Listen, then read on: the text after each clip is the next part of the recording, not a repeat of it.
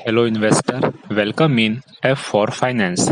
आज हम आईपीओ के बारे में जानने वाले हैं कि कंपनी आईपीओ क्यों लाती है। आईपीओ के बारे में जानने से पहले आपको यह जानना जरूरी है कि शेयर मार्केट क्या होता है।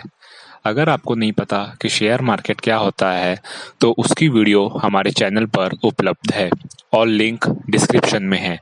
उसमें हमने शेयर मार्केट के बारे में बहुत ही इजी वे में बताया है। अब हम आईपीओ के बारे में जानेंगे। सबसे पहले हम आईपीओ का फुल फॉर्म जानेंगे। आईपीओ का फुल फॉर्म होता है इनिशियल पब्लिक ऑफरिंग। जब भी किसी कंपनी को स्टॉक एक्सचेंज में लिस्ट कराना होता है तो सबसे पहले आईपीओ लाना पड़ता है। कंपनी आईपीओ के माध्यम से कंपनी के कुछ शेयर पब्लिक को देती है, जिसे हम फंड रेजिंग भी कह सकते हैं।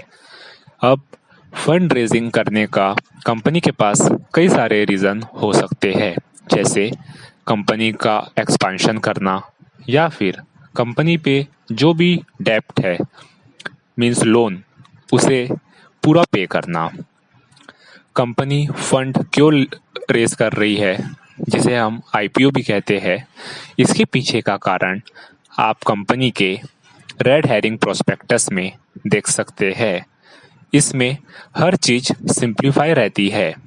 रेड हेरिंग प्रोस्पेक्टस जो होता है उसमें कंपनी की business detail, capital structure, risk factor, company की strategy, promoters and management, past financial data, current financial data etcetera, इस टाइप की उस कंपनी की और उस कंपनी के पूरे बिजनेस मॉडल की डिटेल्स आपको रेड हेरिंग प्रोस्पेक्टस में मिल जाती है। आईपीओ लाने वाली कंपनी का रेड हेरिंग प्रोस्पेक्टस आपको sebi.gov.in पर मिल जाएगा। IPO are two types, fixed price issue और second book building issue. Fixed price issue मतलब कंपनी किसी इन्वेस्टमेंट बैंकर के साथ मिलकर कंपनी की आईपीओ की एक फिक्स प्राइस डिसाइड करती है। फिर इन्वेस्टर उसी फिक्स्ड प्राइस में आईपीओ को सब्सक्राइब कर सकते हैं। फॉर एग्जाम्पल, अगर किसी कंपनी ने अपना आईपीओ का फिक्स्ड प्राइस 150 रुपीज़ रखा है तो इन्वेस्टर को 150 रुपीज़ पर शेयर पर ही आईपीओ को सब्सक्राइब करना पड़ेगा। अब सेकंड आता है book building issue. Book building issue में कंपनी इन्वेस्टमेंट बैंकर के साथ मिलकर एक प्राइस बैंड डिसाइड करती है। अब हम इसे एक एग्जाम्पल के थ्रू समझेंगे। जैसे किसी कंपनी ने अपना IPO price book building issue के थ्रू लाया है, तो जैसे उन्होंने अगर अपना book building issue price 200 rupees से लेके 205 रुपीज़ के बीच में रखा है, ये होता है बुक बिल्डिंग इशू। तो जो 200 है उसे हम फ्लोर प्राइस कहेंगे और जो 205 है उसे कैप प्राइस कहते हैं।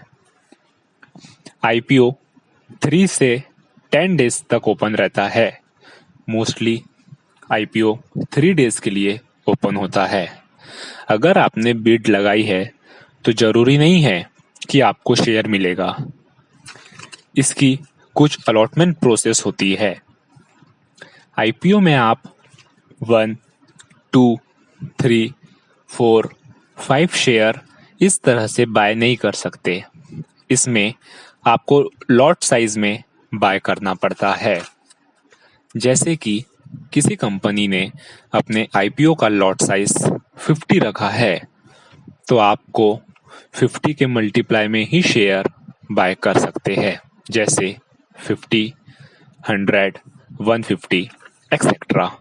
जैसे अगर आपने 100 शेयर बाय किए हैं तो इसका मतलब होता है कि आपने कंपनी के 2 लॉट बाय किए हैं।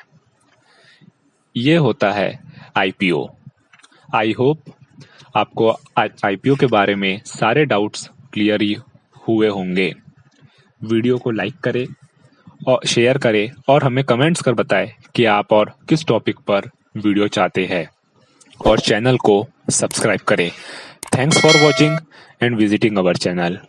और अगर आपको कोई डाउट्स है तो आप हमें ईमेल कर सकते हैं या फिर इंस्टाग्राम में डीएम कर सकते हैं।